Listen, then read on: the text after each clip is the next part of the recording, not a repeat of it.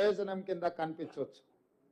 కానీ మా ప్రభుత్వం యొక్క ఉద్దేశము ఆర్థిక ప్రయోజనానికంటే కూడా, ఆర్థిక సహాయానికంటే కూడా మీరు మాకు కావలసిన వాళ్ళు, మేము మీ పట్ల ఎప్పుడు సహాయం అందించాలన్న ఆలోచనతోటి మీరు రాణిస్తే, మీరు ఇందులో ఎంపికై వివిధ రాష్ట్రాలకు ఈ దేశానికి సేవలు అందిస్తే తెలంగాణ ప్రతిష్ట పెరుగుతుంది, మీరు మా కుటుంబ సభ్యులు అని మీకు విశ్వాసం కల్పించడానికి ఈ ప్రభుత్వం మీది, మీకోసమే ఆలోచన చేస్తుందని ఒక నమ్మకం కలిగించడానికి ఈ కార్యక్రమాన్ని ప్రధానంగా చేపట్టడం జరిగింది.